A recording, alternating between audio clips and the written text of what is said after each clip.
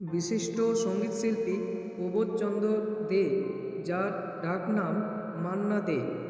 মান্না দে ছিলেন ভারতীয় উপমহাদেশের অন্যতম সেরা সঙ্গীতশিল্পী এবং সুরকারদের মধ্যে একজন।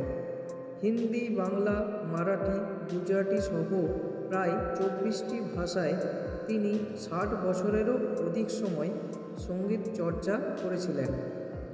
আলিপুরদুয়ারে তার গুণগ্রাহী দেবপ্রসাদ দাস নিজের বাড়িতে মান্না দে সংগ্রহশালা তৈরি করেছেন। বৈচিত্র্যের বিচারে তাকেই ভারতীয় গানের ভুবনে সর্বকালের অন্যতম সেরা গায়ক হিসেবে স্বীকার করে থাকেন অনেক বিশেষজ্ঞ সঙ্গীতশিল্পী। কলকাতায় 2019 খ্রিস্টাব্দে এই কিংবদন্তি সঙ্গীতশিল্পী তথা সুরকারের জন্ম শতবর্ষ অত্যন্ত শ্রদ্ধার সঙ্গে পালন করা হয়। কলকাতাতেই প্রায় 100 অনুষ্ঠানের আয়োজন করা হয়েছিল। উত্তর কলকাতায় তার বাসস্থানের কাছে মর্মর মূর্তি স্থাপন করা হয়। তিনি 1972 সালে ফিল্মফেয়ার পুরস্কার লাভ করেন।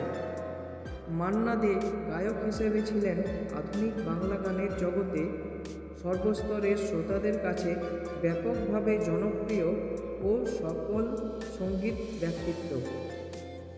এছাড়াও হিন্দি এবং বাংলা সিনেমায় গায়ক হিসেবে অশেষ সুনাম অর্জন করেছেন।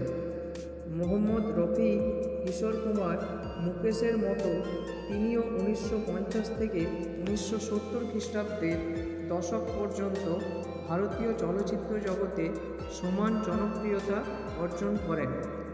সঙ্গীত জীবনে তিনি 3500-এরও বেশি গান রেকর্ড করেন। সঙ্গীতের জগতে তার এই অসামান্য অবদানের কথা স্বীকার করে ভারত সরকার তাকে 1971 খ্রিস্টাব্দে পদ্মশ্রী এবং 2005 খ্রিস্টাব্দে পদ্মবিভূষণ এবং 2007 খ্রিস্টাব্দে দাদাসাহেব ফালকে সম্মানে ভূষিত করে।